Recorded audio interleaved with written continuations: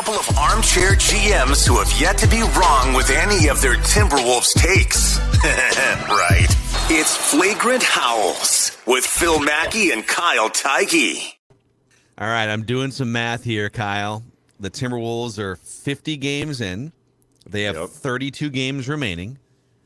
For them to win 50 games, which was the stated goal at the beginning of the season on this podcast, that we would like the Wolves to win 50 games for the first time in almost 20 years, they would have to finish 25-7, right? Is my math right on that? No, that's right. So what you're saying is technically possible. 25-7. That would put. Should we go game by game through the schedule and see Let's what go are the quarter by losses? quarter and be like, okay, well they're going to lose that third quarter, and they're definitely going to lose that third quarter. They have a bunch of home games in a row here, and ordinarily Sacramento on your schedule would be like, all right, but Sacramento is one of the best teams in the West so far this year. But it's doable. I mean, just because you brought it up, the schedule. No one likes talking about the schedule and standings more than you and I. They are only 3.5 games back, despite all the chaos. I mean, again, I say this every week. This is just the most chaotic, pseudo-disappointing season in a long time. But it's the same for like a dozen teams in the West, and there's only 15 of them. It is. But yeah, the Wolves, we're doing this on a Friday. They host the Grizzlies tonight. Then they host a couple Kings. I think they have a 6-game homestand that kicks off tonight, and it's very road-heavy. But yeah, I mean, they're a game and a half back of the 4 seed, which would give them home court advantage.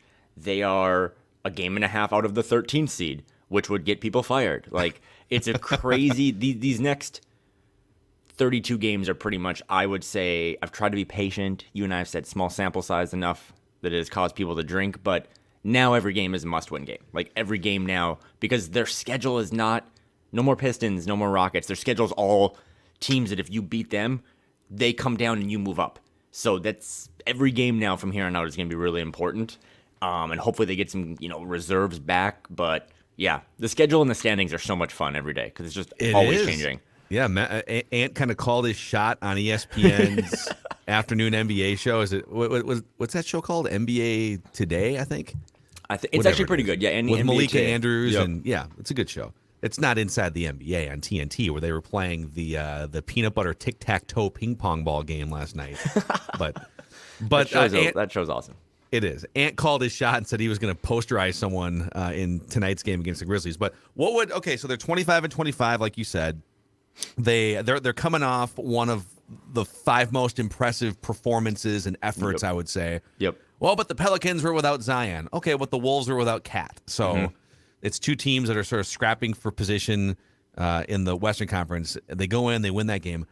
What has to happen from now until the end of the season, postseason included, for you to feel like, okay, they kind of redeemed themselves after a weird first 40 or 50 games? What leaves a good taste in Kyle's basketball mouth here the rest of the way? Well, you put me in a spot that people aren't going to love this, but I would say just a good first round playoff matchup. Like, again, they have to they have to get through the play-in or just, again, move up in the standings well enough that you're fighting in another playoff series. The first time they've been in back-to-back playoff series, I think, since Kevin Garnett was here. So, like, in 2 decades. I know that sounds like I'm dumbing down the expectations, but, just context matters. I was looking at all NBA guys last year. So all NBA, there's 3 teams. It basically says these are the 15 best players from that season. Karl Anthony Towns was one of them. He's missed 29 games. The next closest, I think, is Chris Paul with 21, Devin Booker with 20, and then it drops off to like 8.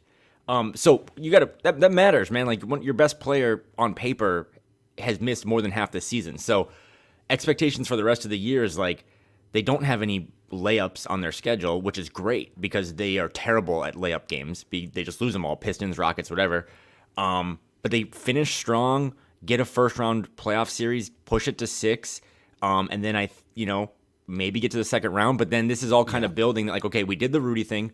If you make the first round of the playoffs, by the way, you're going to give up a pick that's in the 20s. So it's not like we have to worry about that. And then you're like, okay, back-to-back playoff years. Rudy worked, Ant took a leap, Jaden, whatever, figure out the point guard, figure out Carl's fit, and then next year you kind of build off that. I know it's an all-in move, Phil, so people think all-in, it's got to be a title. It's like, no, I don't think so yet, but you do have to. Like, if you don't survive the play-in tournament, or God forbid, don't make the play-in tournament, it's an absolute disaster. Absolute disaster. I think the way the West is so scrunched right now, and the fact that you're not guaranteed anything right now. However, you get to the first round of the playoffs, it would be disappointing if they had to fight through the play-in round again, just based on all the moves they made and the trade they made for Rudy. But I think my goal is still pretty similar. Like, they're not going to win the 55 games that I predicted, I think, at the beginning of the season on the show. What would that math be? So 25-7, they'd have to go 27 and I think they'd have to go. You said 55 wins. They'd have to go 30-2. On this show, I said 30-2. Math. Forget me right now. Good Friday math. No, yeah, 30-2 is still possible. 30-2.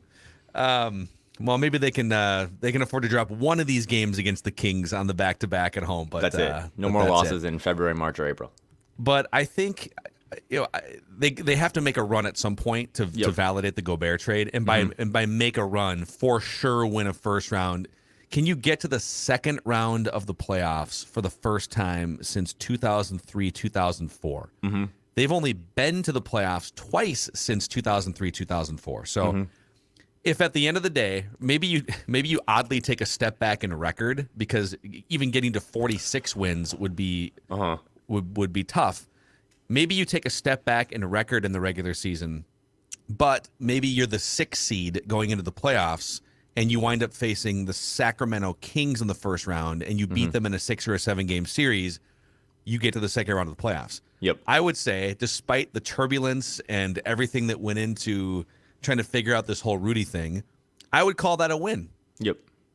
Is that fair? Yeah, I don't think you're lowering expectations. I looked this up last year. I think throughout the 50-game mark, or about the 48 to 50 game mark last season, like the 3 seed in the West had like 30 wins.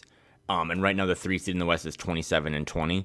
It's just it's more about where they finish in the standings. Obviously, that translates to the playoffs, and not about the wins, because this is such a weird year where everyone in the middle from 3 to 13 is all kind of jumbled up. So I'm not going to be like, oh, they only won X games. I'm far more concerned with where they finished in the standings, because you could finish as the 5 seed with like 45 wins maybe. Yeah. And you would be like, well, they didn't hit their over that Vegas predicted. But it's like, yeah, but they were the 5 seed. Like, I don't know, like in July 3rd when Gobert was announced, if you said, hey, they're going to be the 5 seed, I would have probably been pretty excited, because for this year, that's a good result. I think that this is a multi-year investment, multi-year experiment, whatever you want to call it. So the next year, it's like, okay, well, you've done playoffs now back-to-back years. Next year, you got to make the conference semifinals or whatever. So it's still all building, but I mean, they're in it, right? Like 50 games, 25-25. They've treaded water. It could be worse. It would lovely be better, right? It'd be way more fun if they were 3 wins better, because 28-22 would have them literally as the 3 seed. But they're not 23-26. That matters. So, and when they were sitting after that, the first loss to Detroit, when they lost at home on New Year's Eve. Yeah, the players only meeting. Yep, that was the players only meeting. It dropped them to 16-21 at the time. And then they went on a roll, and they've actually been one of the best, record-wise, they've actually been one of the best teams in the NBA since the first of the year. They've only lost 4 games. They're 9-4 since the first of the year. So they've kind of figured something out here. At that point, 16-21, and you and I had a couple episodes around that time after we got back from our break. It was like, what is happening? Are you going to have to? Because let's say you lose a couple more, because the next team on their schedule was Denver and then Portland with Dame Lillard, and they won those games.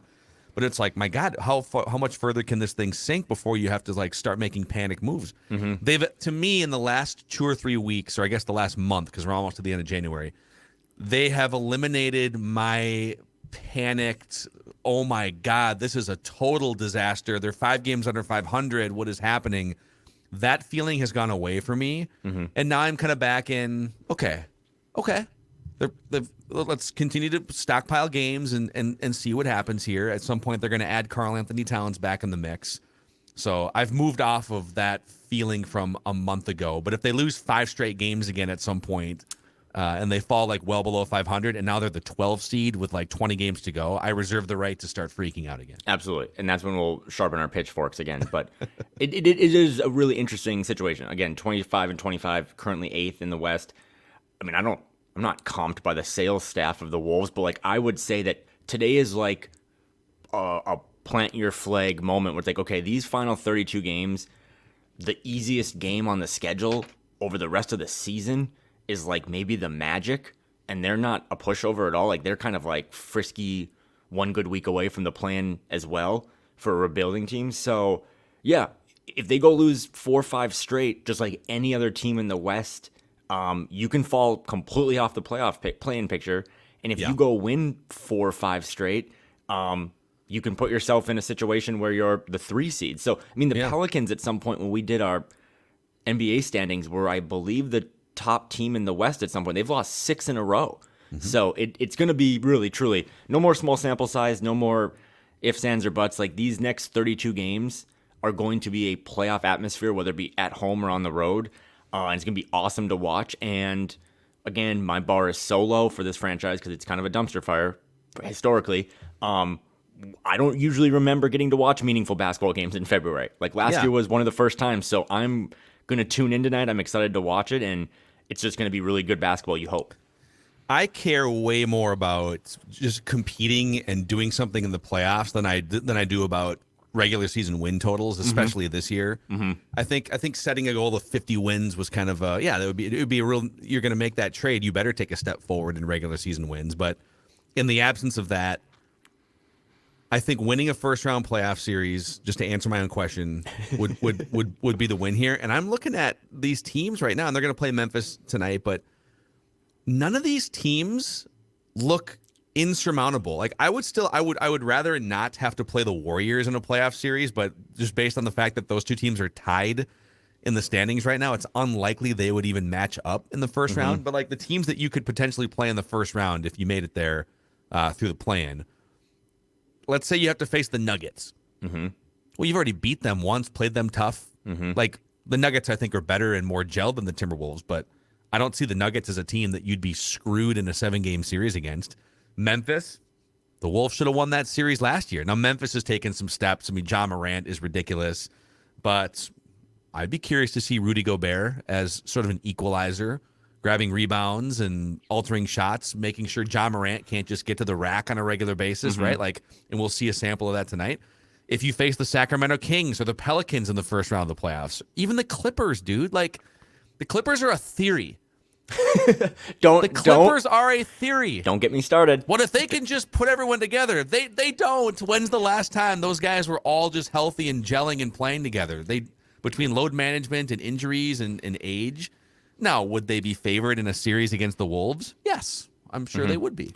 But it's kind of an interesting West in that if you can just, like, let's say you win the same amount or fewer games, all right, whatever, go beat the Nuggets in a first-round playoff series. Go beat the Clippers in a first-round playoff series. You're the first one that has really that take. I am so appreciative of you because one thing I've always thought, and it ties into the Gobert trade, this season has been extra miserable. And I actually think Tim Connelly's a good guy and probably going to do some good stuff here. But it's more miserable because of the price he paid for Gobert. Because we just did it with the Wiggins trade. We just have to sit here, and every time they lose, we have to be like, oh my God, we might have to give up the first overall pick. Yeah. So, and like that pick that hangs over your head sucks. It sucks as a fan. It sucks to cover the team because it's like, I don't want to be embarrassed again.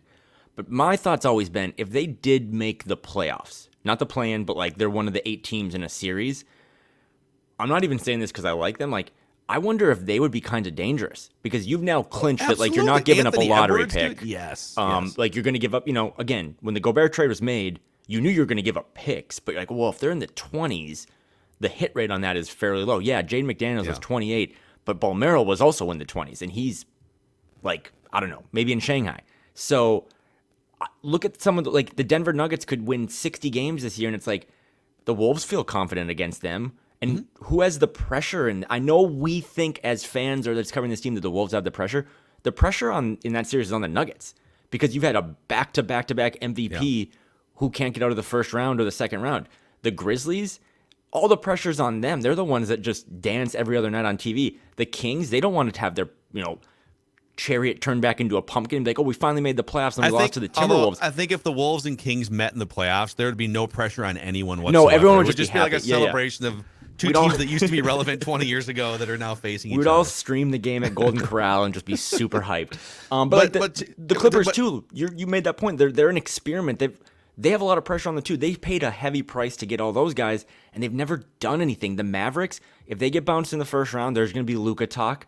The Suns, this might be the last Chris Paul year. The Warriors, this might be the last Draymond Green year. There's a lot of teams that I think if Minnesota can just get to the playoffs and say, okay, yeah, we're giving up the 19th pick, the 20th pick, and we'll worry about future picks in the future.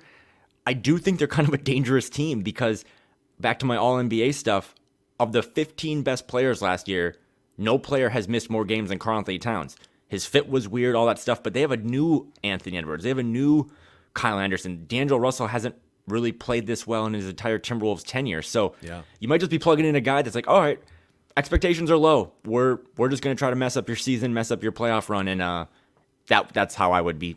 That's how I would do it if I was Chris Finch in the locker room. I have a D-Lo question I want to add. Our weekly or episodic D-Lo question I want to ask you in a second. But, we get so caught up, rightfully so, in the day-to-day weeds of this team and what the local expectations are and the fan base expectations are.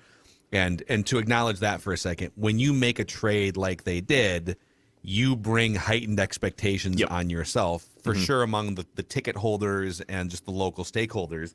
And they have not, to this point, come close to meeting those expectations through 50 games. Correct. It's fair to point that out. Absolutely. If you zoom out to 30,000 feet, more of like an NBA worldview, or if I were to have maybe just like plopped you down, maybe you've been out to lunch the last like 6 to 9 months or something, and you're just emerging into the NBA world, and I were to say, hey, the Timberwolves, who up until a couple years ago only went to the playoffs once between 2004 and 2020, are on the verge of going to the playoffs for a second consecutive season with a young superstar, Anthony Edwards, who may still be an all-star. He's taking the third-year leap in front of our eyes. They've got a team that can pretty much make noise against any of the seeds that might be higher than them. What do you think? I'd say, okay. So wait, back-to-back playoffs for the first time in almost 20 years? So I think, again, they have not lived up to what we thought. They deserve criticism for not being able to gel. There's things that still need to be ironed out. But this thing, I think a lot of people kind of wrote this thing off when they were 16 and 21 as, oh, my God, what a buffoon, Tim Connolly, fire this, do that. I would just say, let it play out. Let's let the final 30-plus games of the regular season play out. Let's see if they can punch up against whoever they play in the playoffs. And let's just see where this thing lands and how it feels sometime in the middle of May. That's where I'm at with this. Yeah, this has been disappointing. Like, I don't ever want to sugarcoat that. I expected them to have more wins than they do at this point. But I also expected, like, Carl to just play. And again, I know the fit was weird, but I think that was a segment of time that's not, when he gets acclimated back, it's not going to look the same. And maybe they stagger them just completely or whatever. But I think the Wolves right now are like 11th in defense in the league. Like, there's been some good things. And more than anything, again, they've treaded water. It would have been nice to have been better. It would have been nice to get a couple of those Pistons, Rockets wins and inflate your record. But I don't know, man, just from a sports angle, I don't know if they beat the Pelicans if they lose to the Rockets. That stuff's real. Like, you got embarrassed by the worst team in the Western Conference. Maybe that's what motivated you to go crush the Pelicans. So they've done just enough. That would be, let's get a chant going. They've done just enough to kind of tread water, but now moving forward, it's going to be every night matters. And if we've learned anything from this Wild team, it's that they don't care about teams below them, and it sucks, but they do care about teams above them. Yeah. And maybe that's what they need, because everyone that they're about to play over the next 2.5 months is like technically like above them. And they have a real opportunity here, but as we say every week, let's see what happens. Yeah. It's time now for a new segment we're going to unveil. You haven't been part of these production meetings with my brain here. All right. This is called Anthony Edwards Stat Porn on Flagrant Howls. So, I love it.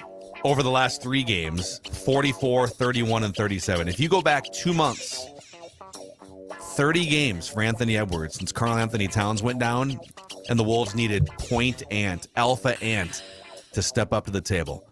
26 points per game, 6 rebounds, 5 assists, 2 steals, a block, 46% shooting, 38% from 3, and 80% free throws.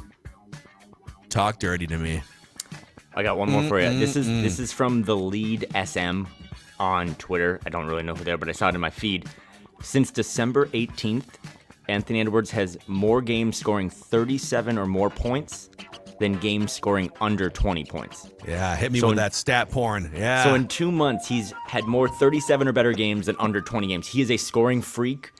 He's grabbing more rebounds. He's becoming a facilitator. He's still giving you lame defensive performances against the Rockets when Jalen Green goes off, but he's also given you just really good stuff in that Pelicans game. Obviously, there was other guys that came to the party as well, D'Lo, Jaden, and stuff, and Rudy, but this is it. I mean, this is not what was in November. He definitely started the season slow. I don't know, man. You're gonna get me. I know it, but maybe that's why he's not getting the All-Star respect. But when I look at the All-Star standings or the people projecting all that stuff, I don't know. I mean, the thing that matters to me this season more than anything, and it ties into load management, it ties into a variety of other tangents and yelling at clouds. They're 25 and 25. That's 50. You can check the math, I think. 0 games missed. Yeah. 0 games missed. That is all I want from my young superstar player is he available? Is he gutting it through injuries? Is he gutting it through stuff? He has played in every game. I said this last week, but the first game I ever went to with my dad, I was like 10 or 11.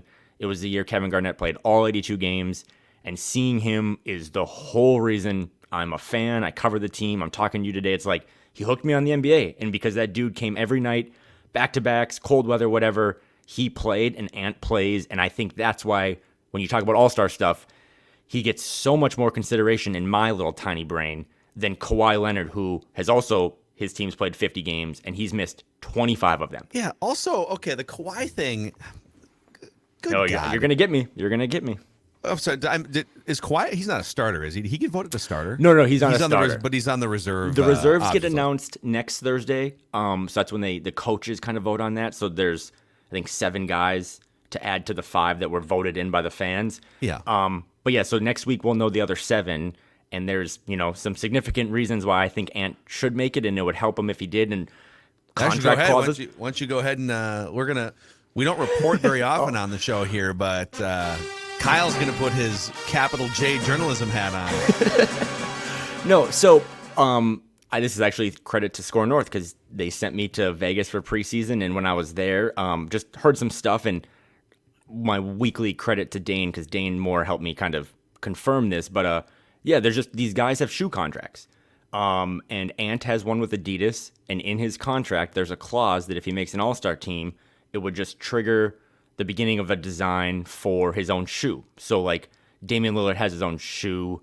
I think, like, Zach LaVine with maybe, like, New Balance has his own shoe. Obviously, LeBron, Giannis. Like, I'm not talking about just, like, a custom color. He would have, like, I guess, Ant ones.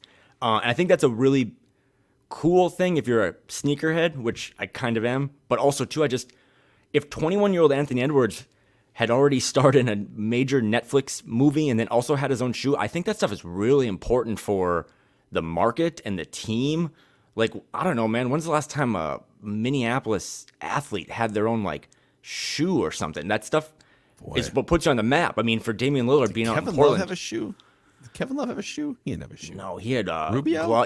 Kevin Love had gloves for his push-ups, but Rubio didn't have a shoe. But I think this is dating me a little bit. But I think Kevin Garnett might have had his own kind of custom shoe. But that stuff is a big deal. And again, just kind of little reporting behind the scenes. But yeah, it would be really big for him to get that. Again, he's not complaining. This was just something I had written down in my notes from September. But it would be cool for him. It would be a big moment for this team. LaMelo Ball and his dad have his own shoe, and LaMelo I don't think is on the same tier as Ant, but for Ant to have his own shoe and be an all-star and be able to showcase his skills on that national stage, I think would bring some respect to this organization. And there's certain levels they don't deserve respect. They did overpay for Gobert. They have, missed on the Curry picks and the David Kahn stuff. But to have kind of a homegrown all-star that gets his own shoe and gets that stuff would be really cool. And it's why I hate the all-star game. But if I have to talk about it, or if I have to know that it has incentives that are big for this guy, and the thing that sucks too, Phil, is that if the national media people don't vote him in, then he's not going to be an all-star. And then next year, he's going to be in year 4, and they're going to be like, well, he's never been able to make an all-star team in that little market in Minnesota, so maybe he's got to demand a trade. And it's like, you had the ability to put him in the all-star game. He has better numbers.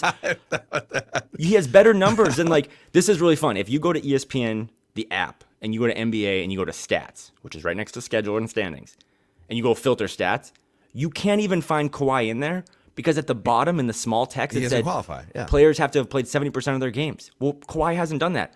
Paul George has missed 36% of their games. So, I don't know. I saw some national people that cover the league from 30,000 feet that had, Draymond Green on their all-star ballots. And it's if this is a legacy thing, that's fine. I guess, we can't control that. I think fan voting is stupid because it affects contracts. It affects, deals. It affects all this stuff. And then when it doesn't happen for these small market guys, they just use it to be like, oh, that guy, he's got to get to LA. He's got to get to New York. And it's like, dude, you could have changed that for us. You could have helped us. Well, the All NBA stuff too, like Karl Anthony Towns making third team All NBA. Mm-hmm. It's like beat writers. Some of the beat writers are voting on that. It's like, so wait a second. I like John Krasinski, and he's been public about this. It's weird. Yeah, and John has been great about that. If I vote for you, you get it triggers a financial windfall for you or not. I don't want to be responsible for that. But just on the All-Star front, all right. Just speaking to any of the stakeholders here, I get that Kawhi Leonard is one of the he's one of the great players of the last 10 or 15 years. He's also a boring cyborg that should not be displayed in an all-star game. Who do you want to watch run around and have fun? Who do you want to elevate as the face of your league? Boring ass load management Kawhi Leonard or Anthony Edwards, the Ant-Man? Let's get Ant out there trying to posterize Giannis. Wouldn't that be fun? Just watch him running around, big smile on his face, jacking threes, trying to posterize guys. And this is where I feel like I'm literally yelling into a tunnel that is just me in it. Because it's don't you think, if I'm the NBA, wouldn't I also be, campaigning to get this kid in there for every reason you just said? Last year, and people take all-star stuff seriously. Again, it's listed on your basketball reference page. It's listed when you make the Hall of Fame. It's 12-time all-star Phil Mackey. So this stuff clearly matters. But last year, Jimmy Butler made it, and I think he played 2 minutes in the All-Star game. He basically just kept his warm-ups on and was like, I'm going to get this All-Star badge for future endorsement deals and contracts and make a bunch of money, but I'm not actually going to play. And it's this is an exhibition game. This is for the fans. Name me. If I covered the Alaska Polar Bears for football, I'd be name me 10 NBA players I'd rather see in the All-Star game than Anthony Edwards, the kid who just dunks it from everywhere and is clearly going to try hard in a game that no one tries hard. So that's my rant. We'll find out next Thursday. Like I said, incentives for him, but it'll be a cool moment. And I don't think he's going to make it. But I've struggled with some of these legacy guys. I mean, this season more than ever has been just every star player misses a ton of games. And some of that's out of your control. I mean, you see guys roll their ankles and stuff. That's real. But I don't know, man. We've seen Ant and the injuries he's sustained and, in games and stuff, and he just continues to strap it on and come out and play. And I think that's important. And it's weird that from a national level, it's not important to those people. Because I've always just thought the best ability sometimes is availability. And him playing, what's their record if he's missed 25 games? Can you imagine? They're probably 10 and 40 or something stupid. So. Just I think the energy, you can just kind of lean on him to, all right, we can't score points right now, so can you just please get to the rim and shoot threes? I know the analytics would show that he still has a lot of work to do from an efficiency standpoint and defense and stuff, but just heartbeat of the team. Let me ask you this too. It's the episodic D'Lo question of the day here. we need a sounder for that or something. So the trade deadline's coming up. We're within a couple weeks of the trade deadline, and we have talked at length on this show about just the decisions they have to make with guys that are going to be free agents, and they have a $30 million expiring contract as a trade chip to get assets back. It's about asset management. If they let D'Lo continue forward through the end of the season, $30 million comes off their books, but they don't recoup $30 million in cap space because they're over the cap. So we've gone over all this stuff. You can listen to previous episodes. My question to you is, do you think they would, based on how well he has played recently, as a D'Lo doubter myself, I give him full credit. This is the best basketball I think he's played since they traded for him 3 or 4 years ago. In fact, if you want to take this back, like the first 15 or so games of the season for him, like the first 13, 15 games, is maybe the worst stretch he's ever played in a Timberwolves uniform. Couldn't make a three, just couldn't connect with Gobert, and some of it was just like figuring out what role he has. But if you look at his last 34 games since that bad clunky start, going back to like late November, he's averaging 19 points, 6.5 assists. He's shooting 41% from three-point range on 7 attempts per game. So like it's volume three-point shooting, and he's shooting 41%, and he's also shooting 50% from the field overall. He's been a highly efficient offensive player over the last like 2.5 months. Do I think there's still a 10-game bad D'Lo stretch in there? Yeah, like traditionally he tends to have those where he just kind of like shoots 3 for 15 every night. But my long-winded question to you, Kyle, is knowing how well he's been playing and knowing how well I think him and Ant have kind of gelled on this thing, we're like, all right, yeah, I'll defer to Ant. I'll play off the ball and we can both work it out as the alphas of the backcourt. Would they run the risk of just holding on to him because of how well he's playing now and just deal with the ramifications in June or July? I think this might not be popular. I don't think there's any way they can trade him now. I don't. And I was on the record a couple weeks ago saying not even what I would do, just I felt pretty confident they would trade him. To add on to your stuff, Alan Horton had this, but D'Lo's shooting 50.7%. 36 of 71 from 3 over the last 10 games, which kind of coincides with, I know that's 10 games, but that whole 9-4 record since that Pistons loss. And he has 3 or more made threes in a career best 6 straight games. I think the number one subplot that's been under discussed is the chemistry between him and Ant this last month or so. It looks like a NBA elite backcourt. Some deficiencies still defensively, sure, but listen, there really are no teams in the league right now that are throwing out 5+ offensive players and simultaneously defensive players. That's why you have Rudy Gobert. That's why you have Jaden McDaniels. D'Lo's flourishing kind of last 2, 3, 4 weeks has also coincided with Kyle Anderson just being on the ball more, allowing D'Lo to be more of a spot-up shooter. But again, I'm just telling you, not even what I want, just how would you be 25-25? And we just said these next 32 games are kind of all must win, and you can really skyrocket yourself and all this stuff, and then trade a player who's been really beneficial or contributed to your recent success. Like you're not going to trade him for just straight, picks or draft capital, because then you're good. Where's Jordan McLaughlin? That is my weekly, where's Jordan McLaughlin? He's still hurt. So you can't just put more emphasis on Ant. You haven't really gotten anything out of Jalen Noel. They don't trust Wendell Moore yet. So I don't think we are literally less than 2 weeks from the trade deadline, February 9th. I know Zach Lowe mentioned this on his pod, but there has been way less stuff behind the scenes about them trying to move him. So I think they keep him.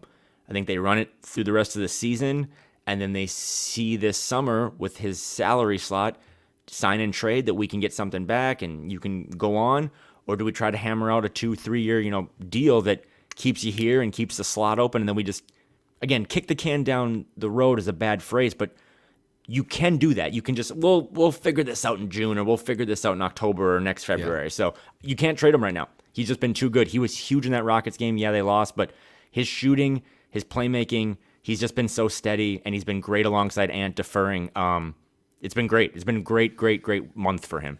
It is an interesting development for sure, but it's also like really convenient timing. If you're for sure. I don't ignore him. This is like the time where you would completely lock it in and play your ass off. Either A, because you have a contract extension, or you have an open market to hit in a few months, or B, you would do this just to like have some pride. If you're hearing trade rumors, you're like, screw that. Like, I'm not just a guy that you dump off at the side. So, but the Wolves are benefiting from it. Whatever the motivation is for him playing the best basketball probably of his career, it's a huge benefit to the Wolves.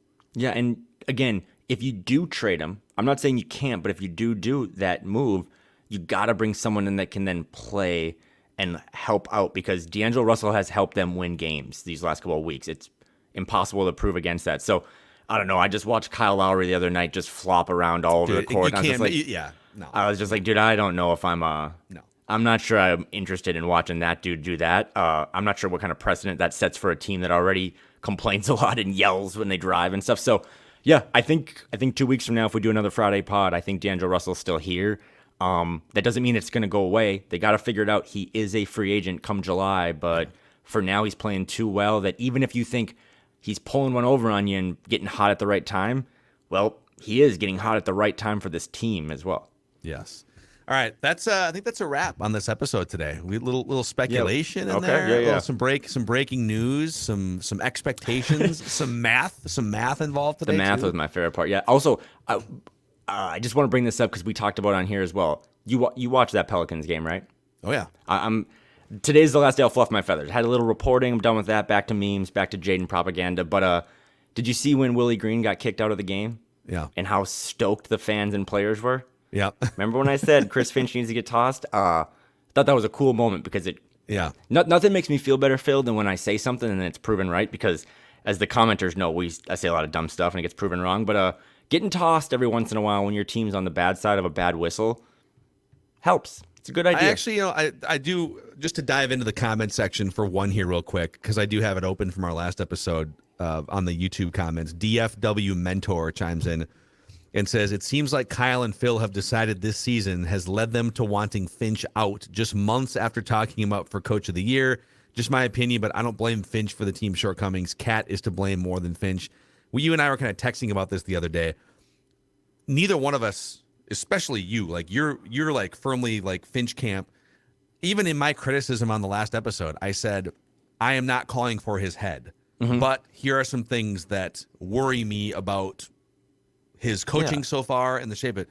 There is a nuanced gray area where you can criticize someone, even hammer them, but also not call for their head and think that they should be fired.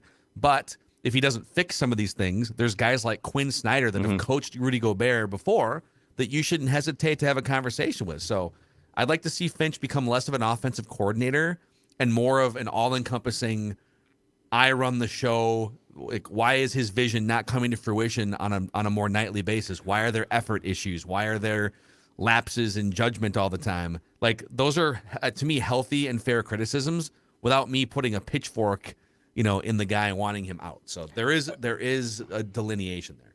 Run that back and listen to what Phil just said. Because if Phil's taught me nothing else, it's like, you can be, like, anyone listening to this, have you been critical of your child? Like, did that mean you automatically put them up for adoption? Or, like, have you been critical of a spouse? Like, doesn't mean you have to get a divorce. I think Finch had some moments this season, while there were other circumstances, losing players' injuries, whatever, that it was right to criticize him. But that's why these teams don't fire a guy just after a 4-game losing streak, because I think Finch is a really good coach. And when you and I were texting about I think everything we said on the last pod was accurate. But I also think it's cool, because you brought up the Lakers doc that we both watched about Phil Jackson and Kobe and all that stuff. Anthony Edwards loves Chris Finch, like really loves, and it sounds like behind the scenes, in front of the scenes, whatever, like Finch coaches him really hard. And for a kid who did enter the league with some questions about if he loves the game or has a work ethic, things that seemed like kind of pot shots at the time, but Anthony Edwards has become a guy who is a gym rat, continuously gets better. Some of that is involved in coaching. Some of that involved in Finch just pushing him harder than maybe he pushes other guys. So I think you can be critical of Finch because he's done some weird things. I think I can still want him to get ejected at some point because I think that's a really smart move.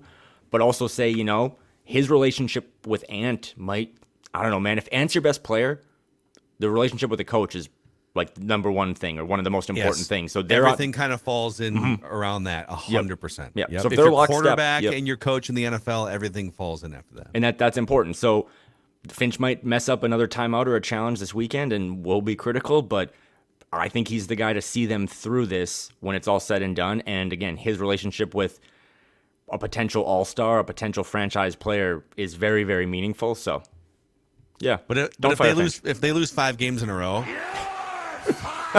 I'm coming on this podcast. I'm calling for heads. All right, that's a wrap on this Friday episode of Flagrant Howls. Enjoy your Wolves viewing over the weekend here. He's Kyle. I'm Phil. This is your favorite Timberwolves lifestyle podcast.